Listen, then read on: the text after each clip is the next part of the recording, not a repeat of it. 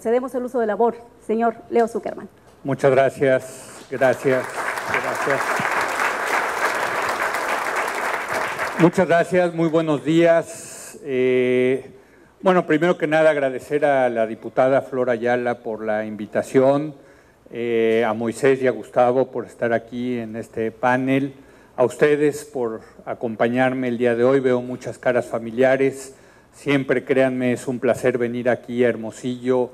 La verdad es que la gente aquí en Sonora lo tratan muy bien, siempre es bueno salir un poquito de Chilangolandia para venir a ver otros lugares de la República. El día de hoy voy a platicar de cómo veo el país, de las perspectivas de nuestro país, de México. Espero no deprimirlos mucho, solamente un poquito, a lo mejor. Y bueno, pues voy a dividir mi presentación. Con este se hace, ¿verdad? Ahí está.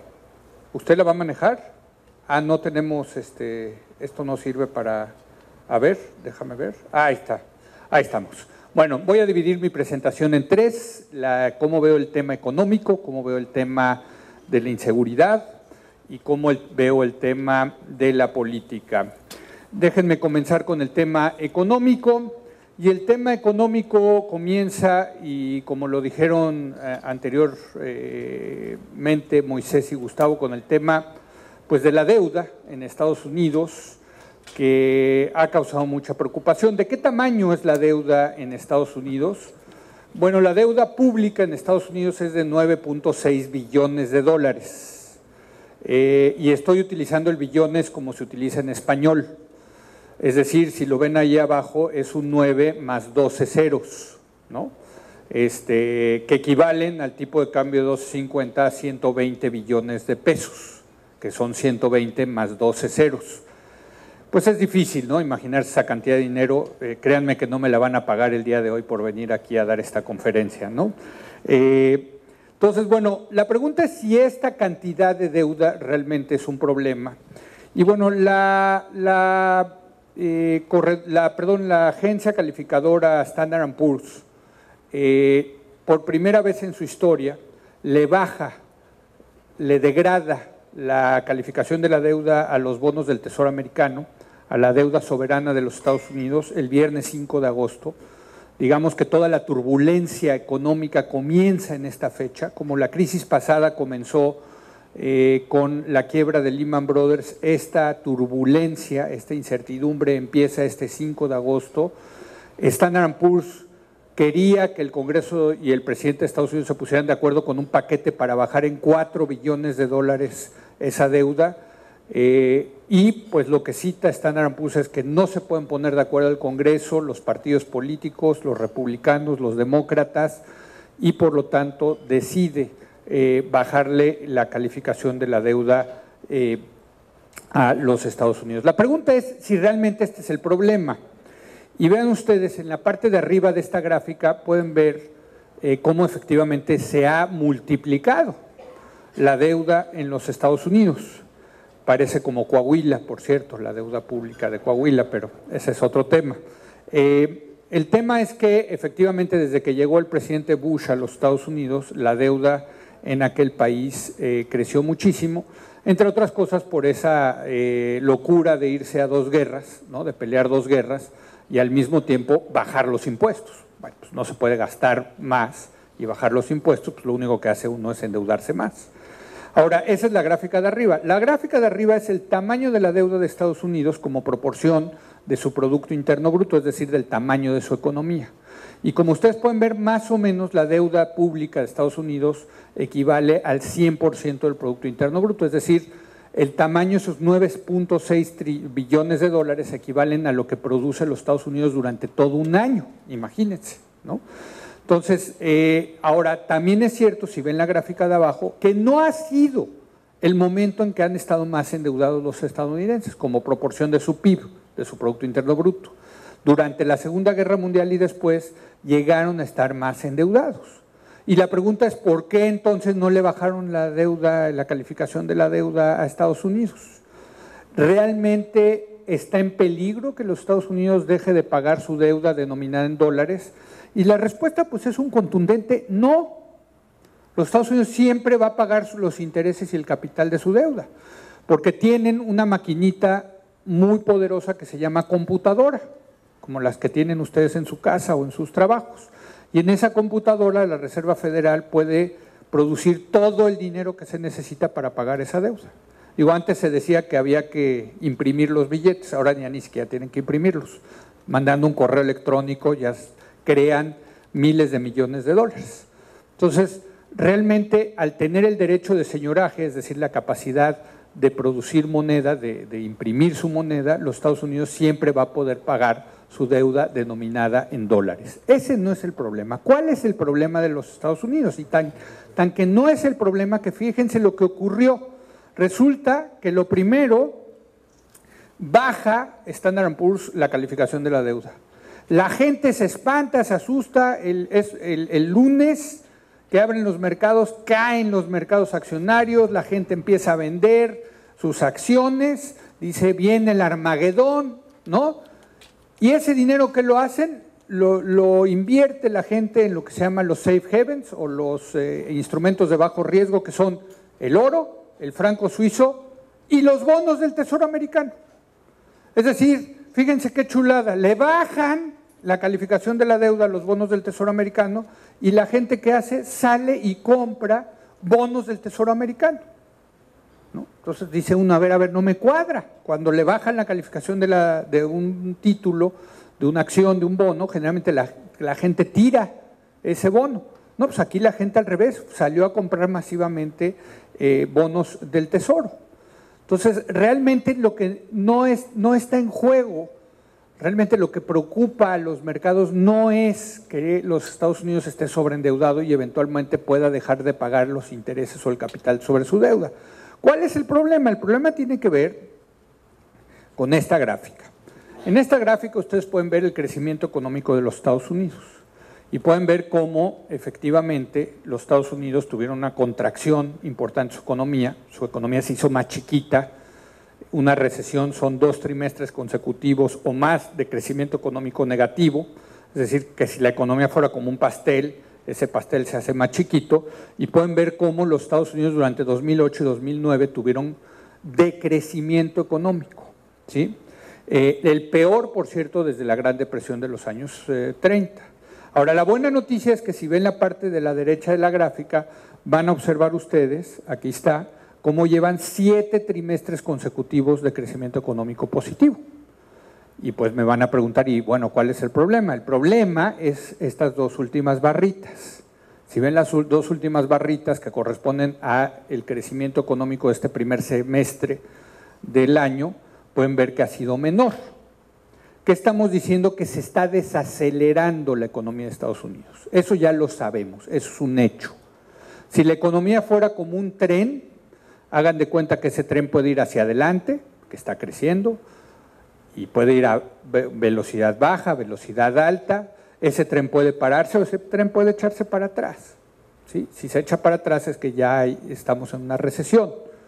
Ahora, lo que estamos diciendo es que ese tren lleva 7 trimestres consecutivos andando hacia adelante, pero los 2 últimos trimestres a una velocidad más baja. Eso es exactamente lo que estamos diciendo. ¿A qué se debe esto? Bueno, se debe a que no se ha recuperado del todo la confianza en el consumidor de Estados Unidos. El Conference Board cada mes hace una encuesta y le pregunta a los estadounidenses en qué ánimo está de comprarse una lavadora, una licuadora, de pedir un préstamo para un coche, en fin, ¿no? Y mide qué tan confiado está el consumidor. Si este índice está por arriba de 100, es que la gente está muy confiada. Si este índice está por debajo de 100, es que hay desconfianza. Y cuando la gente está desconfiada, con incertidumbre, pues no consume, ¿sí? Y resulta que el 70% del Producto Interno Bruto de los Estados Unidos lo explica el gasto del consumidor estadounidense. Todos los que hemos ido a Estados Unidos sabemos que a los gringos les gusta shopear, ¿no? El shopping, ¿no? Bueno, pues ese gran shopping, ese gran consumo es lo que explica el tamaño de esa economía. Y si la gente pues está recelosa, no tiene confianza, en fin, deja de consumir, y si deja de consumir, pues lo que pasa es que no crece el Producto Interno Bruto. Y por lo tanto, ese es el problema, que no ha crecido la confianza del consumidor, que se ha desacelerado, se ha enfriado la economía en Estados Unidos y por lo tanto hemos tenido que revisar a la baja el crecimiento económico de Estados Unidos para el 2011 y para el 2012. En los escenarios que tenemos en el CIDE, la institución donde yo trabajo, creemos que este año la economía de Estados Unidos va a crecer 1.5%, ¿sí?, que es la mitad de lo que creció el año pasado, y en el 2012 va a crecer al 2.4%.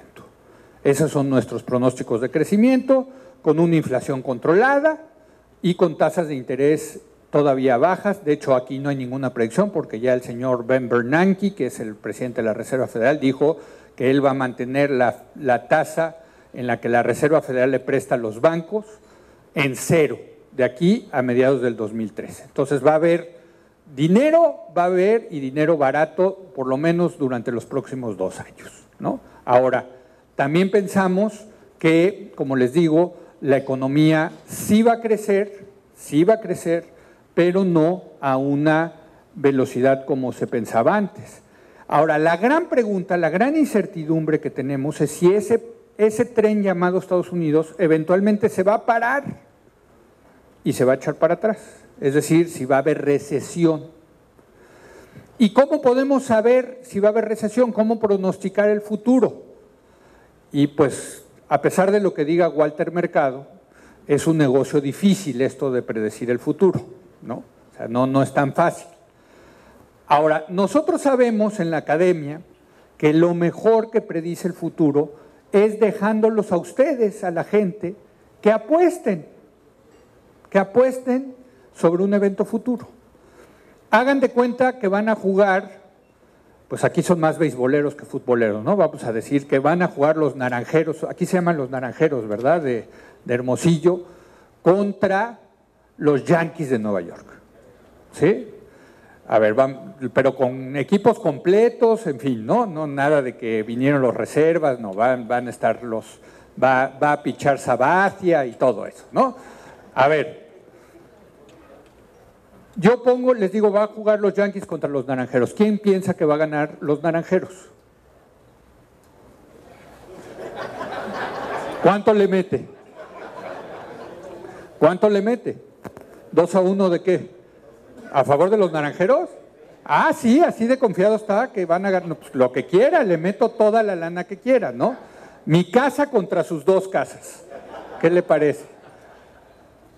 Bueno, una cosa es pensar que van a ganar los Naranjeros, ¿no? Que uno quiere, porque su corazoncito quiere que le gane, pero otra cosa es, pues ya meterle en lana, decir, ay, pues yo creo que más bien sí, la verdad, la neta, sí son mejores los Yankees que los Naranjeros, ¿no?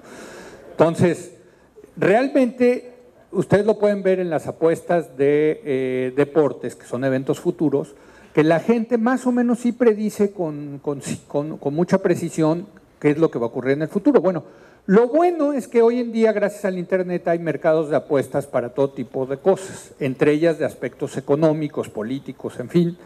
Y el sitio de intrade.com tiene una apuesta de si va a haber recesión en Estados Unidos en el 2011 y si va a haber recesión en Estados Unidos en el 2012. Yo creo que esto es lo que mejor nos da una idea de las probabilidades de que vaya a haber recesión en Estados Unidos. Y fíjense, la gráfica de arriba es el precio de las apuestas, de los momios, que reflejan la probabilidad de si va a haber recesión en Estados Unidos en el 2011. Antes de que le degradaran la calificación de la deuda a Estados Unidos, estaba en 6%, le daban una probabilidad de 6%. Le degradan la deuda a Estados Unidos y se va hasta el 45% esa probabilidad, ha venido fluctuando estos días, y ayer le estaban dando una probabilidad del 30% de que haya recesión este año, ya este año. Y para el año que entra, la probabilidad también ha venido creciendo, de tal suerte que se le da una probabilidad del 40% aproximadamente de que vaya a haber recesión en Estados Unidos. Entonces, si me preguntan, ¿cuál es la probabilidad de que haya recesión en Estados Unidos, de que ese tren se pare y se eche para atrás? 30% este año y 40% este año. Es menor que el 50%, desde luego, pero la gran diferencia es que ha venido creciendo la probabilidad de que haya recesión en Estados Unidos. Ese es el problema, que hay desaceleración y ha crecido la probabilidad de una recesión. Ahora bien, ¿por qué esto es importante? Bueno, vean ustedes, la gráfica de la izquierda es la que ya les presenté del crecimiento del Producto Interno Bruto de Estados Unidos, y fíjense ustedes, se parece mucho a esta gráfica, ¿no? La de la derecha, parece que es hasta casi igualita, ¿no? Bueno, la de la derecha es la de México, el crecimiento del Producto Interno de México. ¿Qué estamos diciendo? Que cuando la economía de Estados Unidos se cae la de México, cuando la economía de Estados Unidos crece, crece la de México. Es decir, están correlacionadas ambas economías. ¿Por qué? Porque estamos integrados. Después del 1994, cuando entró en vigor el Tratado de Libre Comercio, hagan de cuenta que el trenecito de la economía mexicana, ¿no?, comparado al trenezote de la gringa, ¿no?, se lo enganchamos al de Estados Unidos, ¿sí? Hagan de cuenta que somos el cabús de la economía de Estados Unidos. Entonces, nuestro motor es Estados Unidos. Si ese tren va para adelante, pues ahí vamos nosotros felices para adelante, ¿no? Si ese tren se para, pues nosotros nos paramos. Si ese tren va para atrás, también nosotros vamos para atrás. Eso es lo que sabemos. Y si va a haber recesión en Estados Unidos, va a haber recesión en México. Eso no les quepa la menor duda. Ahora, fíjense ustedes, cada mes el Banco de México hace una encuesta y le pregunta a los expertos económicos cuáles son los principales factores que limitan el crecimiento económico de México. Y durante el primer semestre de este año, la principal respuesta fue los problemas de inseguridad pública. Pero en los últimos 3 meses ya las respuestas son la incertidumbre de la situación financiera internacional y la debilidad del mercado externo y la economía mundial. Eso es lo que está, según los expertos económicos, preocupando más y limitando más nuestra capacidad de crecimiento económico. ¿Y por qué? Bueno, pues porque ellos han visto los indicadores adelantados que genera el INEGI para tratar de predecir el crecimiento económico de México. Ya han visto que tuvimos un ciclo de crecimiento económico importante. El año pasado, la verdad es que fue buenísimo el año pasado, y sobre todo comparado con el 2009, que habría que arrancarlo de los almanaques históricos y olvidarnos de ese año terrible 2009. Bueno, 2010 fue un año de gran crecimiento económico, pero el indicador adelantado que calcula el INEGI de cómo viene el crecimiento económico ya empieza a desacelerarse. Entonces, también ya hemos sentido en México la desaceleración en Estados Unidos, y estoy seguro que muchos de ustedes que son empresarios, pues ya lo empezaron a sentir. ¿Sigue estando bien la economía? No, todavía no estamos en un ciclo recesivo, etcétera, pero estamos en un ciclo de desaceleración. ¿Por qué? Pues porque el tren de Estados Unidos también se está desacelerando. Y en ese sentido, lo que nosotros pensamos es que la economía de México este año, que efectivamente pensábamos, tú decías que íbamos a crecer al 5%, ya se bajaron los pronósticos de crecimiento al 4%. Nosotros en el CIDE pensamos que vamos a crecer al 3.6%, es decir, por abajo del 4% este año, ¿no? Cuando en el 2010 crecimos al 5.5%, y el año que entra estaremos creciendo al 3.7%. Ahora, es muy importante que vean el PIB en manufacturas. Ese es el que más va a decrecer. De traer un crecimiento del 10% en manufacturas, vamos a estar creciendo solamente 4.8 este año y 3.9 el 2012. ¿Por qué es importante esto? Bueno, pues ustedes saben, pues porque las manufacturas hacia los Estados Unidos se van a estar enfriando, ¿no? Pensamos que la inflación va a estar controlada en niveles entre el 3 y 4%, que es la meta del Banco de México. El empleo, pues no se van a generar muchos empleos, por desgracia, hay que decirlo. No vemos una reactivación del empleo. Las cuentas del sector público controladas. El tipo de cambio pues estará fluctuando estos años, lo que queda del 2011 y 2012, entre 12 y 12.50, eso es lo que pensamos, con tasas de interés bajas también controladas en alrededor del 4.5, incluso si hay recesión en Estados Unidos. El Banco de México ya dijo que podría bajar la tasa de los CETES hasta el 3.5. Entonces, bueno, esos son los escenarios que traemos para México. Ahora, sí quiero terminar esta parte económica diciéndoles que México, a diferencia de otros países en lo que podría ser este ciclo de desaceleración y de posible recesión, ¿sí?, entra realmente, está blindado, ¿no? Ya se decía aquí, y creo que eso es bueno. ¿En qué sentido está blindado? Bueno, primero que nada, que a diferencia de otras naciones no estamos endeudados. A diferencia de otros años, de otras crisis, México no está endeudado. Fíjense ustedes, a diferencia de Italia, Irlanda, Estados Unidos, Francia, Alemania, Canadá, España, que tienen deudas mucho más altas como proporción del tamaño de su economía, de su PIB, México trae ahorita una deuda pública equivalente al 33% de nuestro Producto Interno Bruto. Es decir, nos hemos portado bien estos años, hay que decirlo, no estamos tan endeudados, a pesar de las deudas de los estados, que ese es otro tema, pero la verdad la deuda de los estados equivale al 2% del Producto Interno Bruto, es muy chiquito, la deuda pública total es 33%, realmente somos el chico bien portado que ya no se endeuda, que ya aprendimos que esto de andar jugando con las deudas en los 70s, 80s tuvo un costo importante. Y la otra cosa tiene que ver con las reservas. A diferencia de otras crisis anteriores, hoy tenemos debajo del colchón, en el Banco de México, 136,000 millones de dólares. Fíjense ustedes, 136,000 millones de dólares. Es un récord histórico, ¿eh? Nunca habíamos tenido en México tal cantidad de reservas internacionales. Las crisis en los años 80 y 90 siempre empezaban con una noticia. La noticia era, ya no hay dólares en el Banco de México, ¿no? Se acabaron. Bueno, hoy tenemos 136,000 millones de dólares.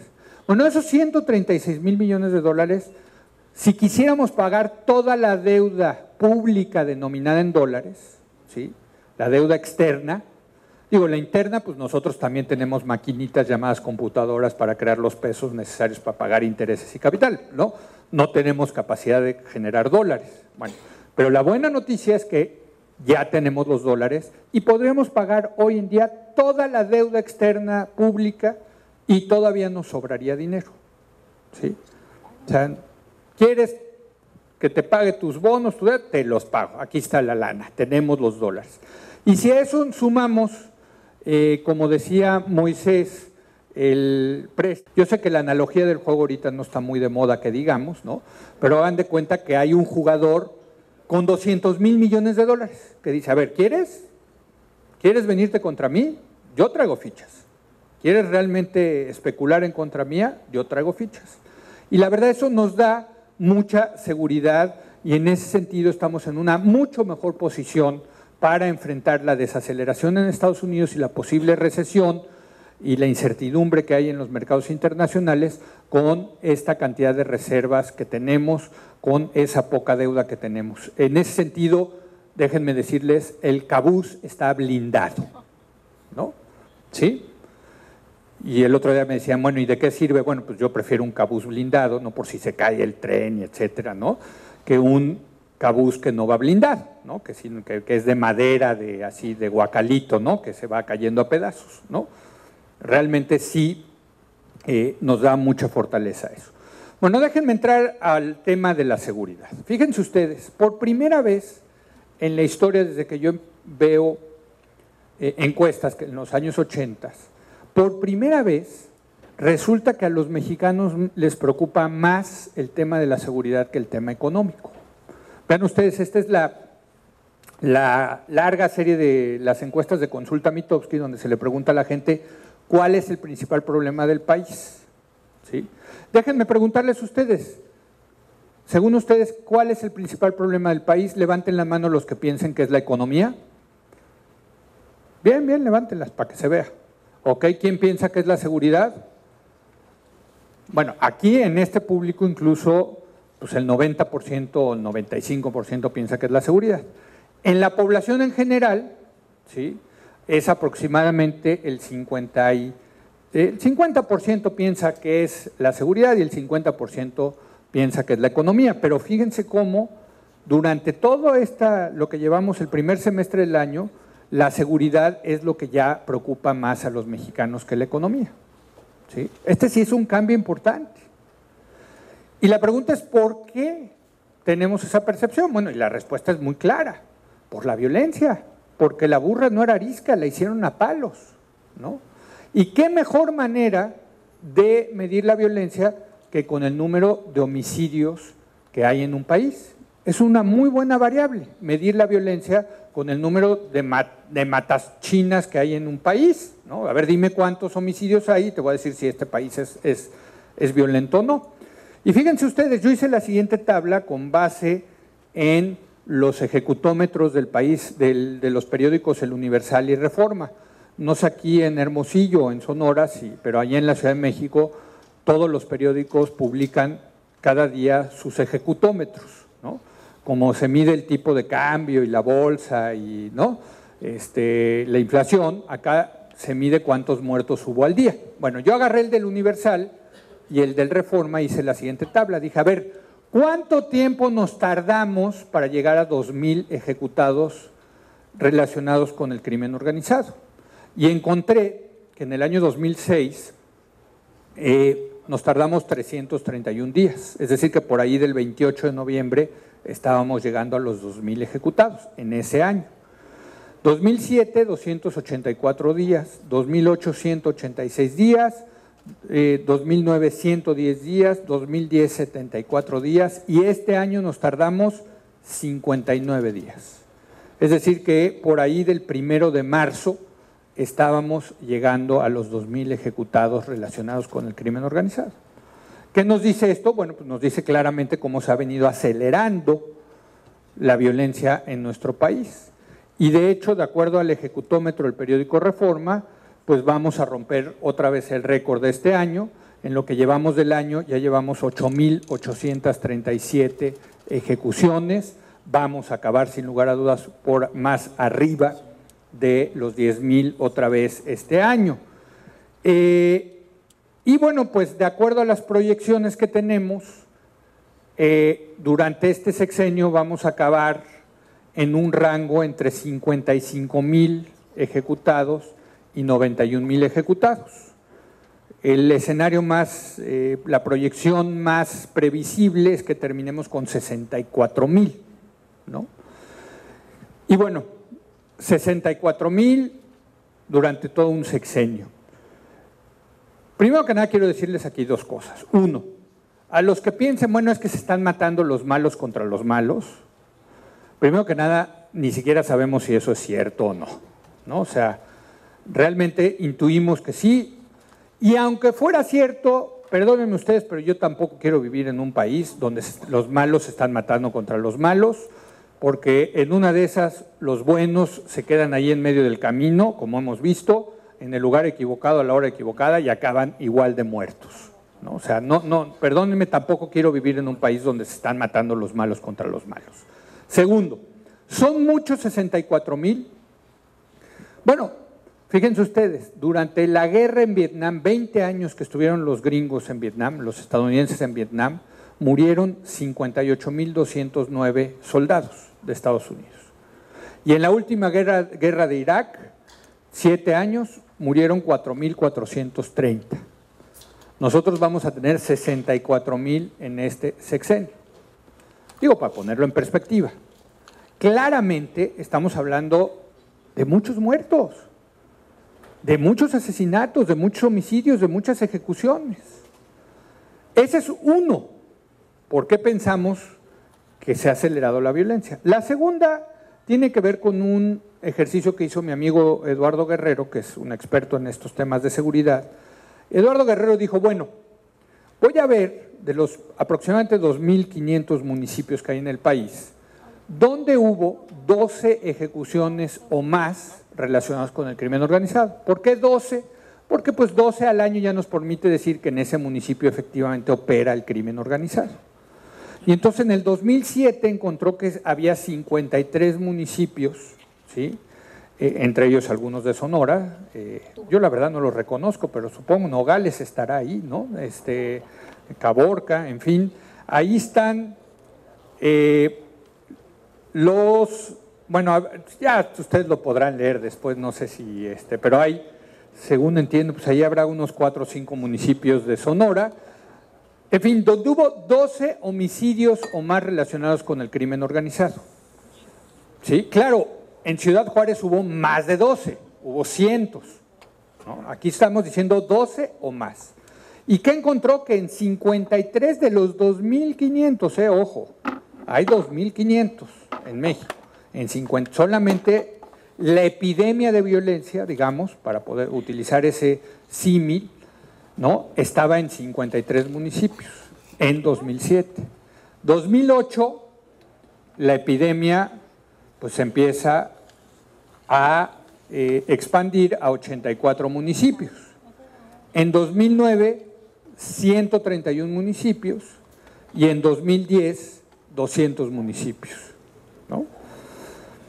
Y ahí está, ahí pueden ustedes ver dónde está la epidemia de la violencia en nuestro país. Evidentemente hay regiones completas nuevas en esta expansión, como es Nuevo León y Tamaulipas. Digo, en Tamaulipas incluso se ha extendido ya hacia el sur de Veracruz, etcétera, ¿no? O sea, lo que le estoy diciendo es, no solamente se aceleró el número de muertos, sino se aceleró las regiones, ¿sí?, donde hay esos asesinatos.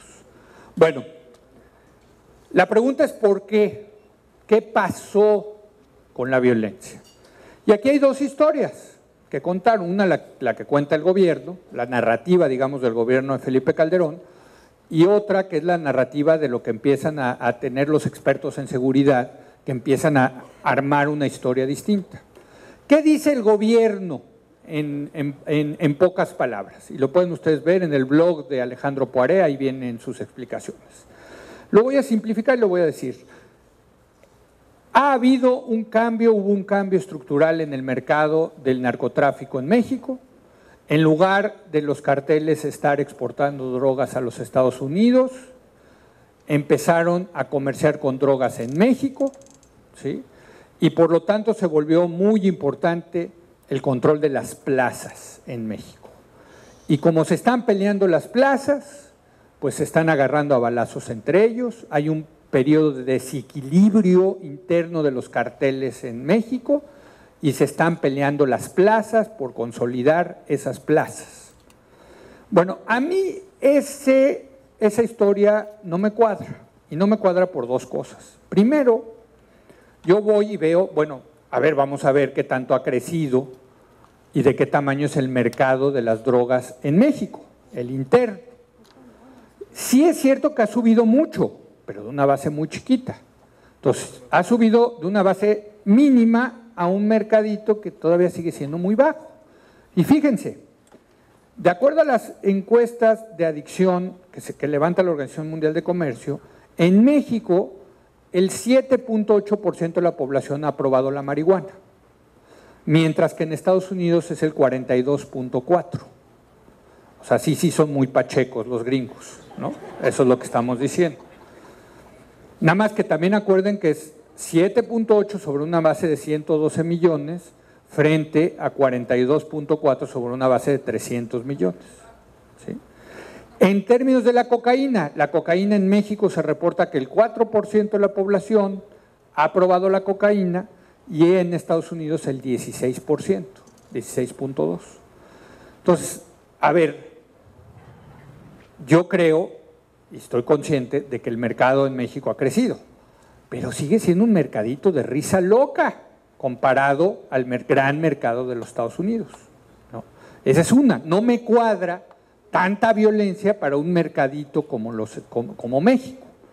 Y segundo, pues yo pienso, con todo respeto, que si se estuvieran peleando por las plazas, por los mercados, y ustedes son empresarios, pues se pelea uno por la plaza, por los mercados, donde están los consumidores, ¿no? Entonces, pues deberían de estarse dando balazos en la Ciudad de México, Monterrey y Guadalajara, que son las tres principales ciudades del país.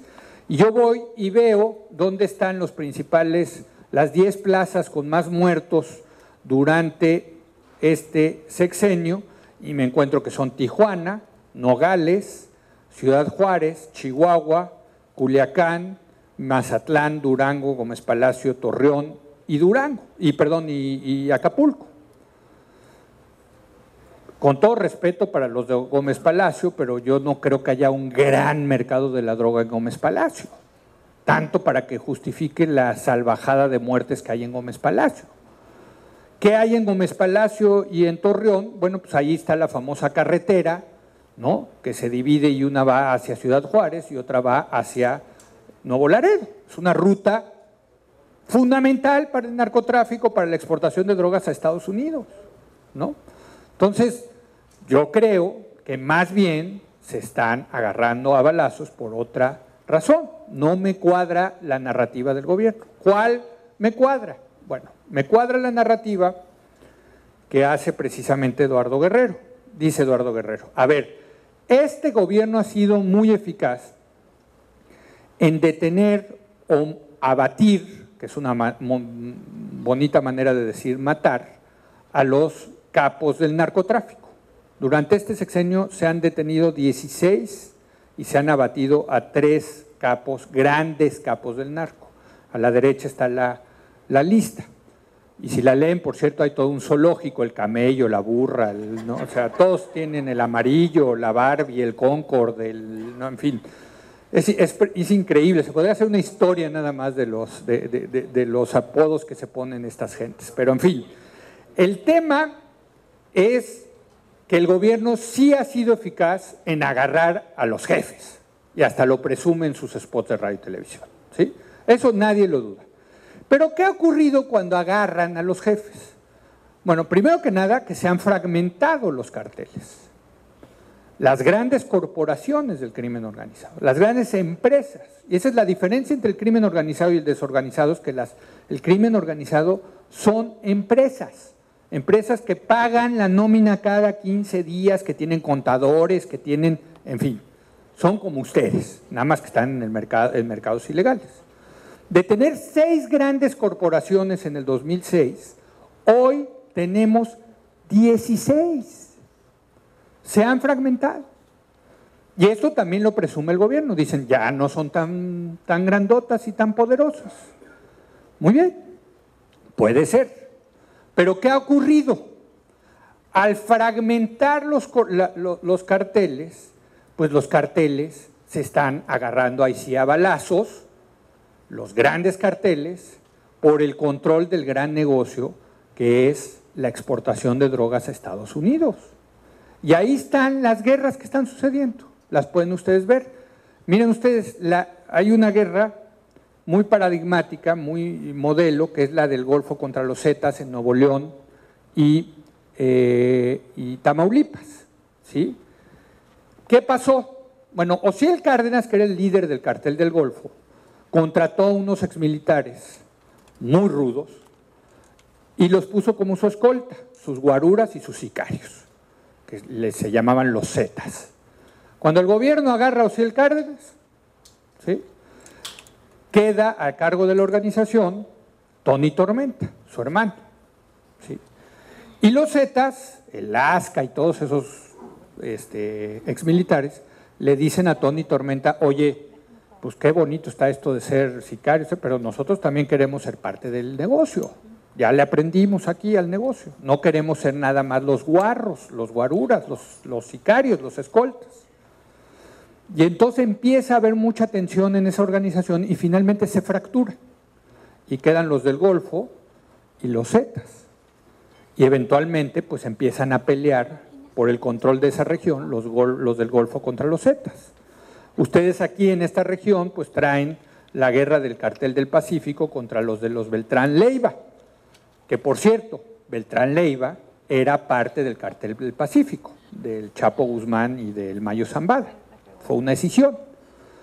Entonces, se fragmenta la corporación y se empiezan a matar entre ellos para seguir en el gran negocio que es la exportación de las drogas. Ahora, el problema es que en esta fragmentación no falta el grupito de 3, 4 sicarios, ¿no?, gentes de poca monta, que dicen, oye, pues yo no sé si irme con el Tony Tormenta o con el Asca, mejor vamos a salirnos de aquí y vamos a poner nuestro changarrito, ¿sí? Entonces, lo que encuentra Eduardo Guerrero, y que es muy importante en esto, es que en México, de tener 5 organizaciones locales del crimen organizado, pasamos a 62 el año pasado, ¿sí? De estos changarritos del crimen organizado. Ahora, ese changarrito, tan solo por ejemplo en Guerrero había una, de 1 hora y 10 organizaciones locales del crimen organizado. Ahora, estos cuates, estos changarritos del crimen organizado, no tienen ni la escala ni la capacidad de entrarle al gran negocio del crimen organizado, que es la exportación de drogas a Estados Unidos. ¿Y a qué se han dedicado? Bueno, se han dedicado, primero que nada, a extorsionar. El crimen que más ha crecido durante este sexenio es la extorsión.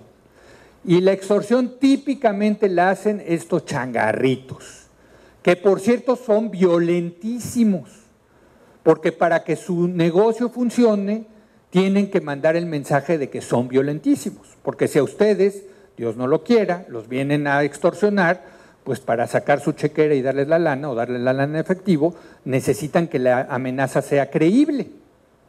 Entonces, si alguien viene y en Juárez le dice, si no me pagas te mato, y uno ve los muertos por cada lugar, pues saca la chequera y les da la lana. No es que uno está en Helsinki, ¿verdad?, en donde no hay esas cosas. Entonces, realmente lo que pasó, por ejemplo, en el Casino Royal de Monterrey es eso. Es una organización de poca monta, que por cierto dicen que son los Zetas, pero quién sabe si vayan a saber, porque también hay Zetas piratas, ¿no? Entonces, sí, que se han colgado de la fama de los Zetas para tratar ellos de extorsionar, ¿no? Entonces, realmente la diferencia es que estas organizaciones locales del crimen organizado, a diferencia de los narcotraficantes, al narco no le conviene la violencia, no es bueno para el negocio. Al narco lo que le conviene es mandar la droga y quedarse calladito, se acabó. A estas organizaciones locales sí les conviene la amenaza de que yo soy bien violento y págame tu derecho de piso. Entonces, han crecido la extorsión y ha crecido el secuestro, ¿sí? Y ha crecido también el robo en automóviles y el robo en casa, habitación. Entonces, todos estos son realmente crímenes que han crecido por la fragmentación de los grandes carteles del crimen organizado. Ahora, déjenme pasar al tema de ¿cuál es el problema de fondo? Y el problema de fondo es uno, ¿no?, las organizaciones locales del crimen organizado. Y el problema de fondo tiene que ver con esta cuestión de si hay que entrar a la guerra contra el narco, los narcos, qué horror, qué barbaridad. Bueno, y para entender el negocio para entender al narcotráfico hay que entender el negocio del narco, ¿ok? Y quiero que se pongan ahorita, que lo piensen como empresarios, porque esas son empresas que su negocio es exportar drogas a Estados Unidos. ¿De qué tamaño de negocio estamos hablando? Bueno, primero que nada hay que decir que estamos hablando de un negocio muy rentable, muy rentable. No se les vaya a hacer agua a la boca, ¿eh? 1 kilo de cocaína vendido al mayoreo en Colombia vale $2,198. Ese mismo kilo ya puesto aquí en México vale $12,500. Y ese kilo ya vendido al menudeo en Estados Unidos vale $97,400. Quiere decir que una organización criminal que puede importar 1 kilo de cocaína desde Colombia, traerlo a México, meterlo a Estados Unidos y venderlo en el mercado de Estados Unidos, en las calles de Estados Unidos, les deja $95,000 por kilo. $95,000 por 1 kilo. Es decir, si las matemáticas no me fallan, 1,000 kilos, 1 tonelada, les deja $95 millones. Esa es la rentabilidad. Por eso le digo que no se les vaya a hacer agua a la boca, ¿no? O sea, it's good business, ¿no? Ya, para que nos entendamos, ¿no? ¿De qué tamaño es el mercado? Bueno, si sumamos el mercado en Estados Unidos de la marihuana, cocaína, heroína, anfetaminas y éxtasis, estamos hablando de un mercado al mayoreo de unos 17,000 millones de dólares y al menudeo de 64,000 millones de dólares. El más importante de todos, por cierto, es el de la marihuana. ¿Por qué? Pues porque es por volumen el más importante, el más grandote, porque sí son bien pachecos los gringos, ¿no? O sea, sí se fuma mucha marihuana. El más rentable es el de la cocaína por kilo, pero por volumen el más rentable es la marihuana.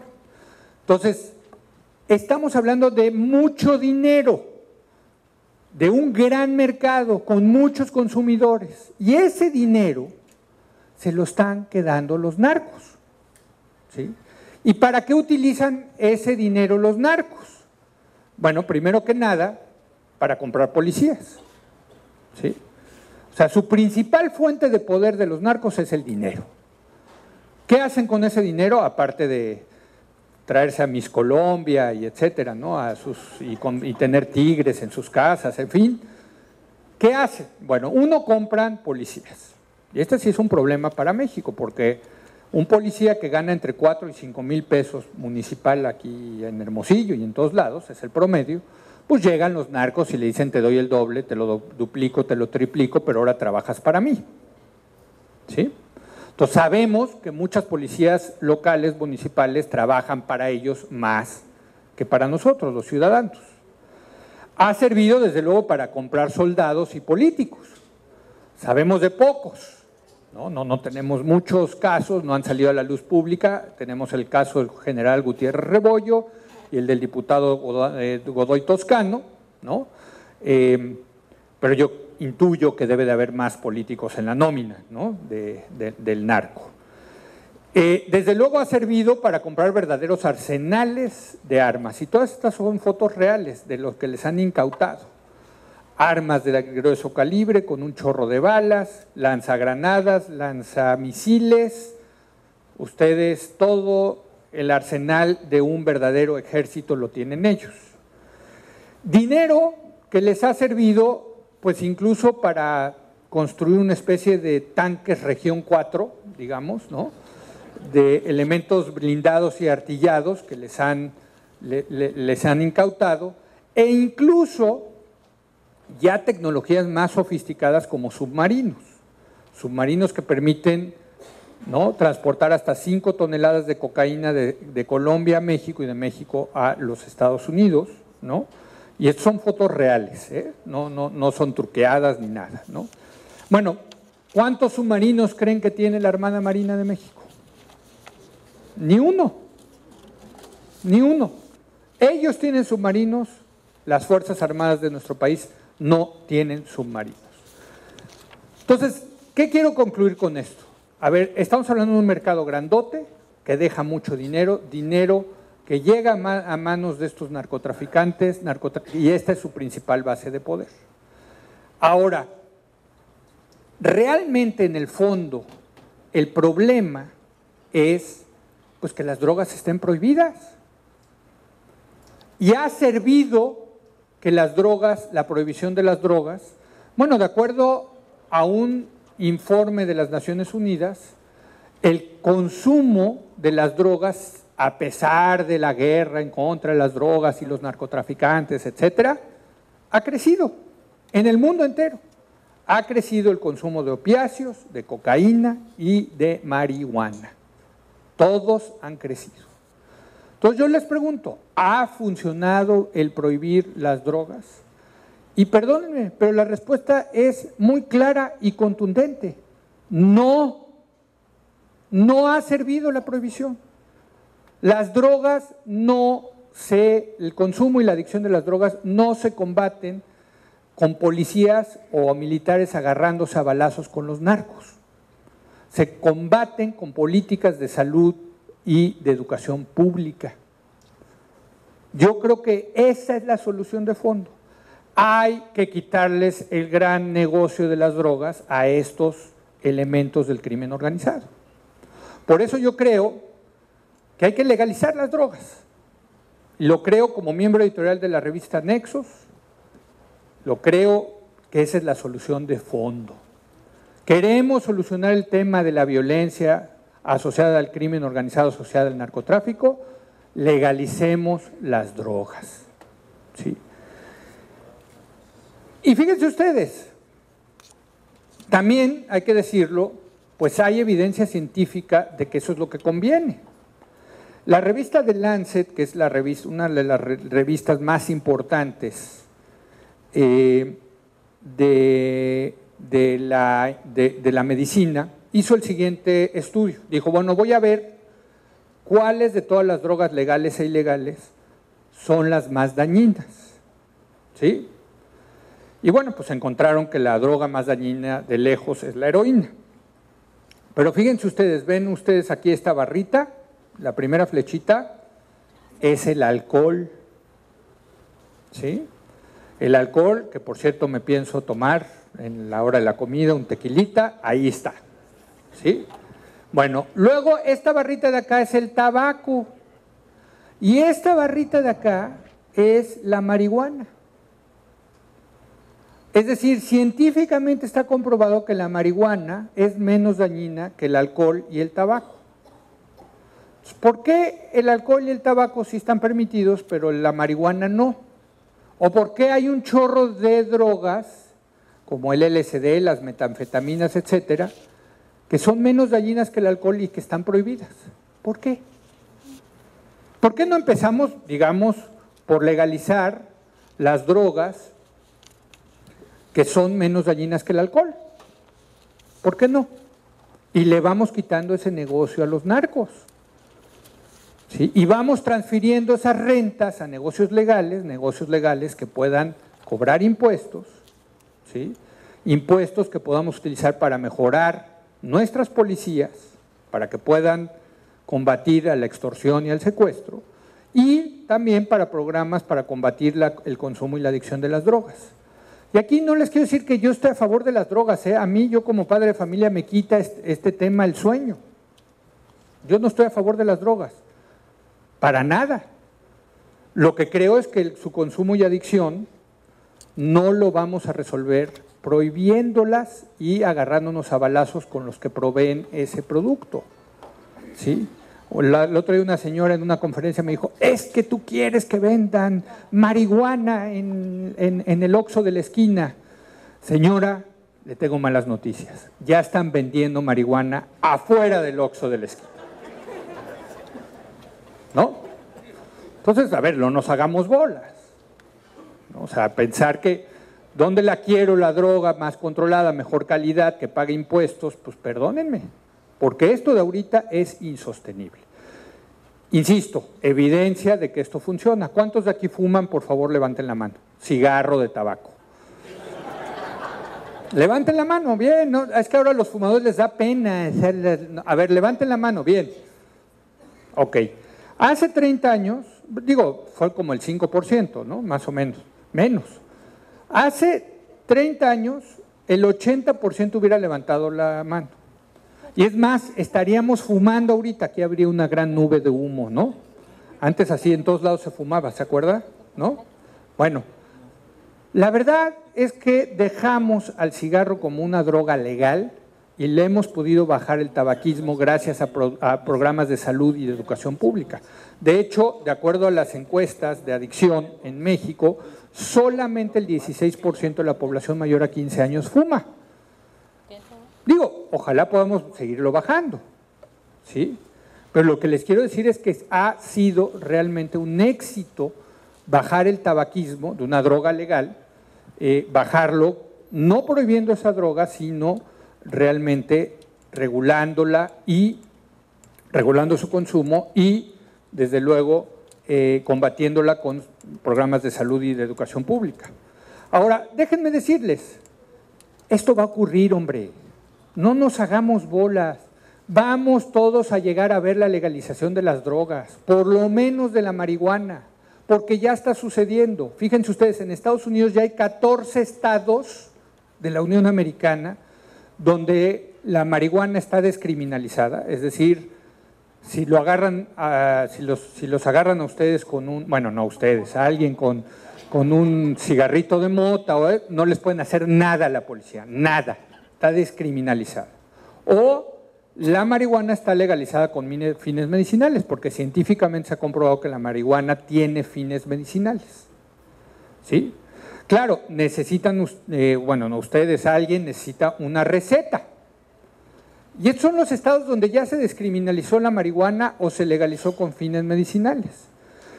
De hecho, si ustedes van a Google y ponen "Where do I buy marihuana?", ¿no? ¿Dónde compro marihuana?, les van a salir sitios como este, donde les dicen dónde pueden comprar marihuana.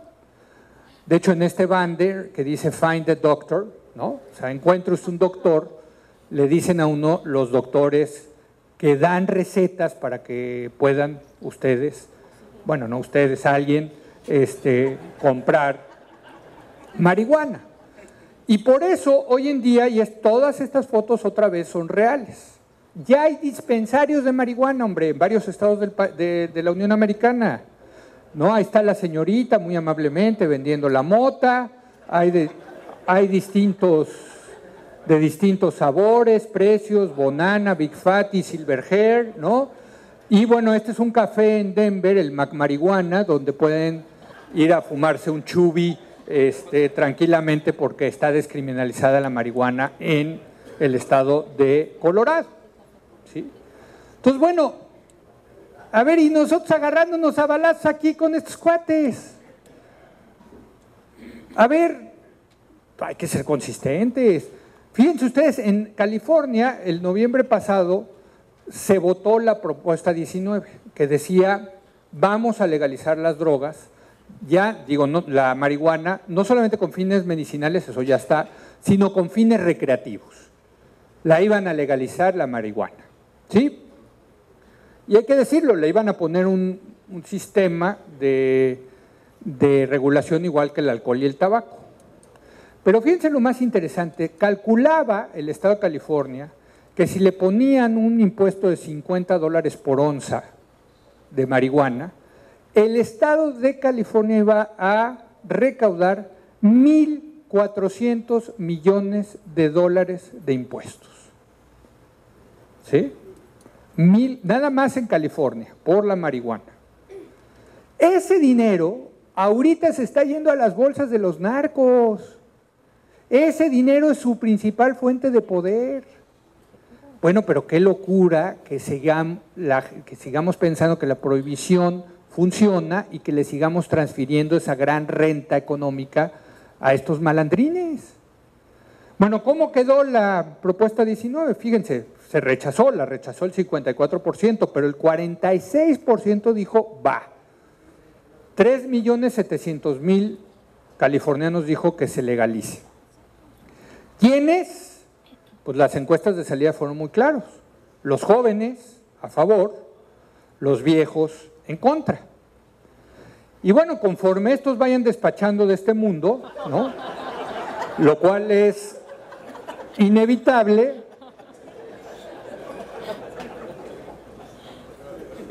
pues lo vamos a ver, hombre. No nos hagamos tontos. Los estados en Estados Unidos son los pragmáticos que están diciendo dejémonos de esta hipocresía de la prohibición de las drogas, legalicémoslas, ¿no? Y nosotros somos los que estamos pagando el pato mayor. ¿Por qué? Porque los gringos muy cómodamente dicen, párame el problema ahí en la frontera, que no me lleguen las drogas. ¿Sí? Y yo soy de los que creo que no. Primero que nada porque como hemos visto, nos ha salido muy caro en materia de violencia. Pero fíjense ustedes lo que nos hemos gastado de dinero este sexenio, hombre. ¿Cómo ha crecido los presupuestos en materia de seguridad? Y se me dijeron, bueno, es que ha crecido la materia de seguridad, pero ha bajado la extorsión, el secuestro, el homicidio, etcétera. Bueno, pues qué bueno. Pero aquí resulta que estamos en el peor de los mundos. Estamos gastando dinero, y resulta que sube la extorsión, el secuestro y los homicidios. No, pues no me cuadra. Entonces, yo creo que la solución de fondo es legalizar las drogas, quitarles esa gran fuente de poder que tiene el crimen organizado, que son las drogas prohibidas, que son el dinero. Ahora, mientras tanto, en lo que nos damos cuenta y en lo que sucede esto, porque los seres humanos tardamos en que nos caiga el 20 de que eso es la solución de fondo. Yo creo que por lo pronto sí hay que cambiar la estrategia del presidente Calderón de enfrentar a los criminales. Yo creo que el objetivo de la estrategia en contra del crimen organizado es bajar la violencia, no fragmentar a los carteles, no agarrar a sus líderes, no debilitar a los carteles, no. A ver, lo que a mí me importa como mexicano es que haya seguridad, y eso quiere decir que no haya violencia. Y eso significa que el Estado debe entrar a combatir los crímenes que más agravian a la sociedad, que son el secuestro, la extorsión y el homicidio. Con todo respeto, y se los aseguro, a mí que los narcos sigan exportando drogas a Estados Unidos, digo, yo insisto, la solución es legalizarlas, pero si no las legalizamos, que las sigan exportando, que los gringos se fumen hasta el tapete de su casa si quieren, pero yo como mexicano no le voy a resolver el problema a los Estados Unidos, porque ni ellos pueden resolver su propio problema. Lo que tenemos que hacer es administrar este problema, hombre, poner prioridades, mandar mensajes disuasivos. Y eso es lo que hacen los gringos, hombre, tampoco nos hagamos tontos. Ellos saben dónde están los narcos, los conocen. Yo viví 5 años en Nueva York, tú también, todo el mundo sabía dónde estaban los narcos, ¿no? ¿O no? Tú no, no te hagas, no te hagas. No te hagas, Carlos, no te hagas, no, bueno, todo el mundo sale, por ejemplo, que en Washington Square, ahí están, ¿no? Vendiendo las drogas, ya están los policías. Y la pregunta es, ¿por qué no los agarran? Bueno, porque el acuerdo tácito que hay en Estados Unidos es: yo te dejo vender drogas, pero si tú extorsionas, matas o secuestras, ahí sí te caigo. Hace poco agarraron ahí en San Luis Potosí y mataron a un agente de migración de Estados Unidos. Al día siguiente arrestaron a 400 miembros de las mafias mexicanas en Estados Unidos. 400 en 24 horas. A ver, explíquenme, ¿cómo encontraron a 400 güeyes que vendían droga a mexicanos en menos de 24 horas? No, pues sabían perfectamente dónde estaban. Claro, los agarran, los entamban y les mandan el mensaje, insisto, tú puedes seguir vendiendo drogas, pero si matas a uno de los míos, te vas al tanque, ¿no? Esta estrategia de que vamos a entrar y al narco y todo, vamos como Superman, ¿no? Como muy macho, yo les voy a aventar el ejército para que vean de qué tamaño es el ejército, en fin, pues ha resultado no muy buenos los resultados. De hecho, incluso ya hasta le perdieron miedo al ejército, ¿no? Entonces, insisto, la solución de fondo, legalizar. La solución, mientras tanto las legalizamos, es concentrarnos en los crímenes que son más violentos en nuestro país. Y termino rápido, porque ya se me fue ya el tiempo, con el tema de la política. Nada más decirles que el año que entra va a haber elecciones en Estados Unidos, y en México. Primero vamos a ver en Estados Unidos. Afortunadamente en Estados Unidos sí hay apuestas. Ya les dije que las apuestas son la mejor manera de predecir el futuro. A ver quién piensa que se va a elegir el presidente, a reelegir el presidente Obama, que levante la mano. Bien. ¿Quién piensa que no se va a reelegir el presidente Obama? Miren cómo está dividido, ¿verdad? Pues resulta que efectivamente en las apuestas está dividido. Le dan un 50% de probabilidad a Obama de que se reelija. Este es un volado. Ahora, fíjense cómo ha venido cayendo, desde mayo hasta ahorita, la probabilidad de que se reelija Obama. Acá, en mayo, traía un 70% de probabilidad. ¿Qué pasó ese día? Mataron a Bin Laden, exacto. Entonces, pues, todo el mundo salió y dijo, no, hombre, este se reelige. No, ¿cuál? Mangos. En la medida en que se ha venido desacelerando la economía de Estados Unidos, pues se ha venido desacelerando el señor Barack Obama, la probabilidad de reelegirse. Va a depender, de hecho, mucho de quién vaya a ser el candidato. como ustedes pueden ver, el candidato que viene surgiendo con mucha fuerza en las apuestas es Rick Perry, el gobernador de Texas. El que ya quedó estancado es Mitt Romney, que es el ex gobernador de Massachusetts. Yo creo que va a ser Perry, va a ser el gobernador de Texas, entonces va a ser una elección muy interesante, creo que muy competida por el contexto económico, va a ser realmente duro que se reelija el presidente Obama. En México, primero que nada, ¿quiénes van a ser los candidatos? Bueno, espérame, esta la voy a echar. Me voy a echar una apuesta aquí, estamos en Sonora, ¿no? Que es la tierra de Manlio Fabio Beltrones.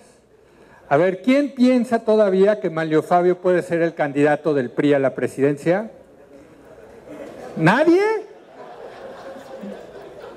¿Tú sí? ¿Tú piensas que va a ser Manlio, no Peña Nieto? ¿Sí o no? ¿Cuánto le metes? Por eso, siéntelo con tu lana. ¿Cuánto le metes? ¿Cuánto le metes? ¿50,000 pesos? No, en lana, por eso las apuestas funcionan. No, porque tú dices, yo siento que tienen posibilidades. Ah, muy bien, siéntelo con tu bolsillo. ¿Cuánto le quieres meter? ¿Nada? Ya dejaste de sentirlo muy rápidamente dejaste de sentirlo. A ver, allá, ¿alguien está dispuesto a meterle una lana a Beltrones? ¿Sí? Ah, muy bien. Todo. Su casa contra mi casa. ¿De que va a ser el candidato del PRI? Uy, ya voy a tener casa en Hermosillo. Ah, ¿no? ¿De dónde es usted? ¿En dónde? En Nogales, sí, pues ya sé por qué la está apostando usted. No, bueno, no. Bueno, a ver, yo no tengo dudas, yo creo que el que va a ser candidato del PRI a la presidencia va a ser Peña Nieto. Cuando en las encuestas se le pregunta a la gente, a los priistas, solamente a los priistas, ¿quién prefiere que sea su candidato? 86.2 dice que Peña Nieto, 8.5 dice que Beltrones. Yo no veo cómo le puedan quitar la candidatura a Peña Nieto, con todo respeto, y ahorita cruzamos la apuesta con muchísimo gusto. Por lo menos una comida, o bueno, veremos.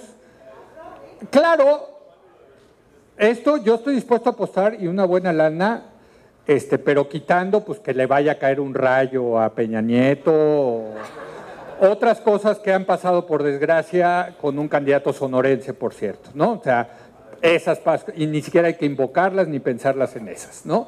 Pero si no pasan esas cosas, yo creo que Peña Nieto va a estar en la boleta, va a ser el candidato del PRI.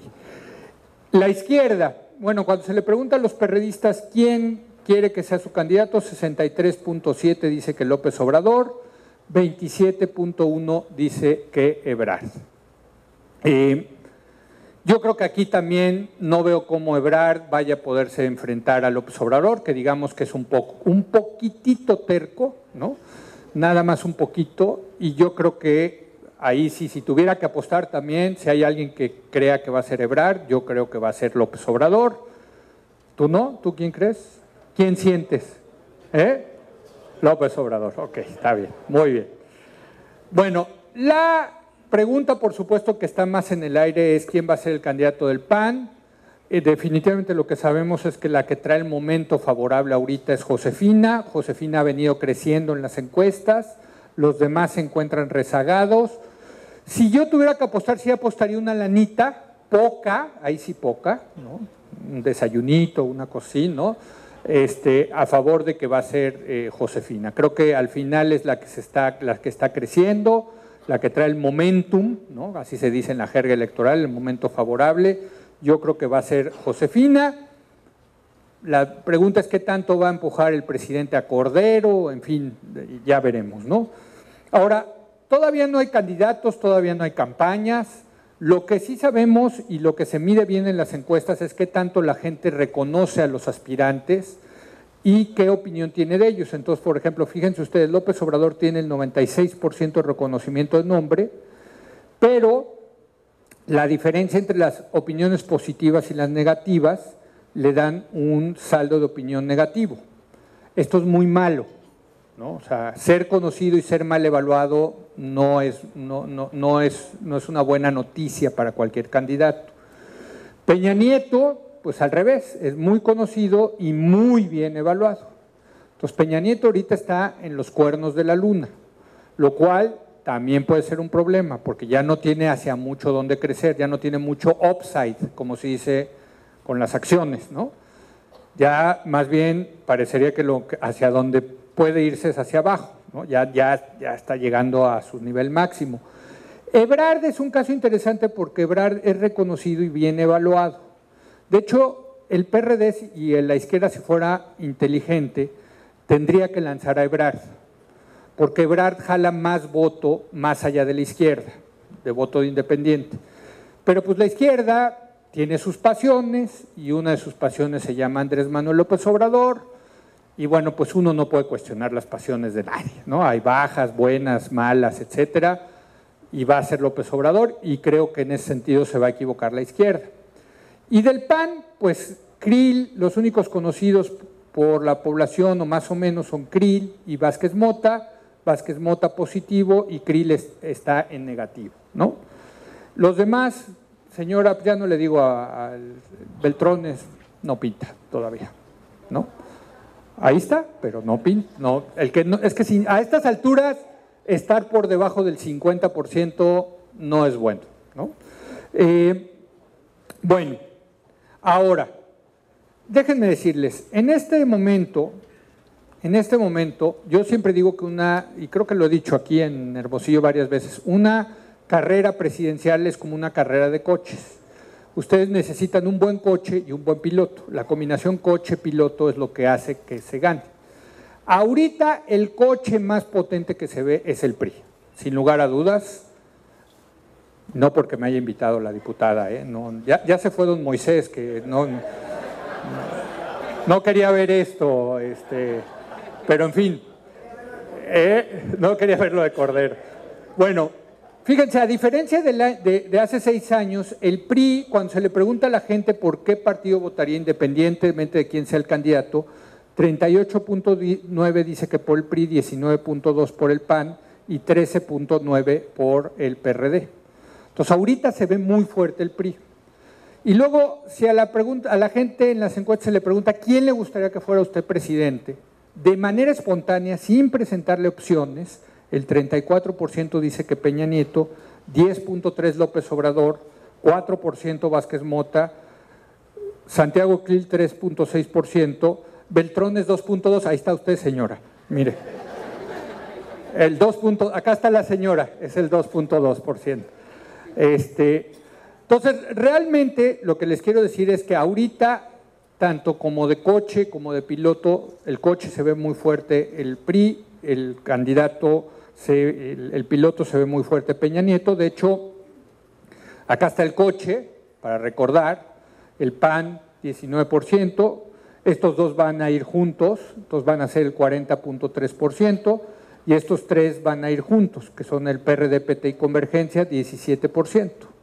Si le subimos a los candidatos favoritos, Peña Nieto acelera el coche del PRI con 10 puntos, le da 47%, y bueno, el PRD y el PAN quedan más o menos lo mismo, ya sea con Vázquez Mota o con Krill, ¿no? O sea, estamos viendo, insisto, que ahorita coche y piloto, muy fuerte el PRI, muy fuerte Peña Nieto. De hecho, perdón señora, ya va a parecer que la traigo contra Beltrones. A mí me cae muy bien Manlio Fabio, no, de verdad no. Con mucho gusto. Invitamos a Manlio, si quiere. Mire, ahorita todos los encuestadores hacen los escenarios con todos los posibles aspirantes. Y cuando sale Peña Nieto en la boleta, arrasa. Eso sin duda. Y cuando a Peña Nieto lo sustituyen con Manlio, ahí sí ya se vuelve una competencia más competida, ¿no? Más parejera, ¿no? Entonces, bueno, la verdad es que viendo estos números, otra vez al PRI lo que le conviene es lanzar a Peña Nieto. Ahora, sí les quiero decir una cosa, falta mucho, mucho. Simple y sencillamente, ahorita solamente el 9% de la población está interesada en la política.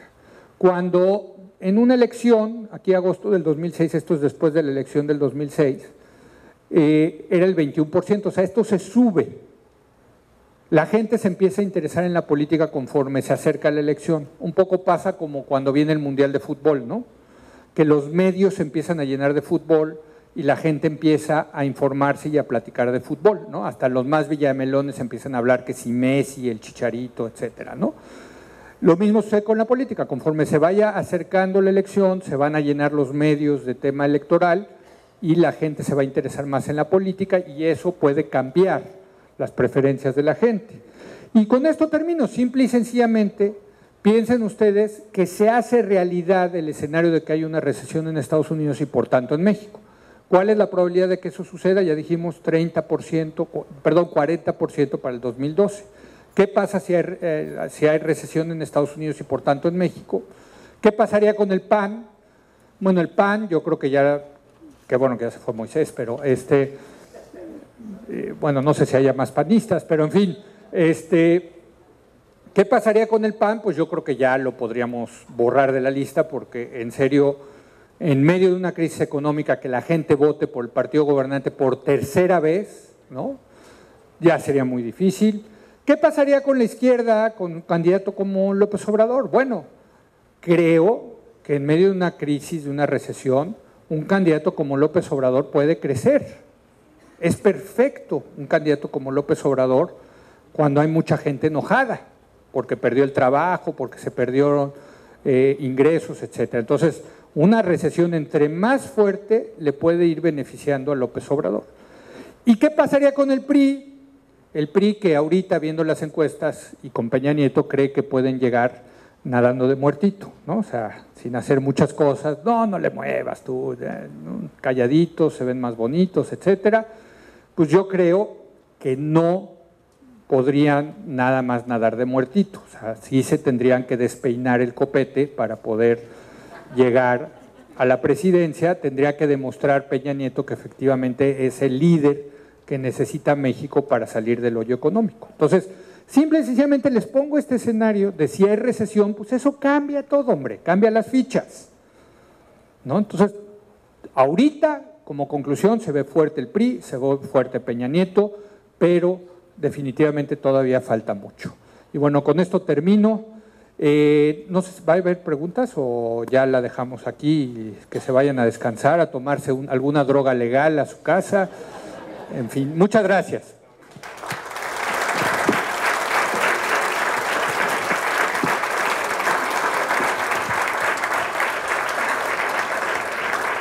Gracias al señor Leo Zuckerman. Si se vale sugerir, le diríamos que para la comida, en vez de tequila, pruebe el agave de Sonora, el bacanora.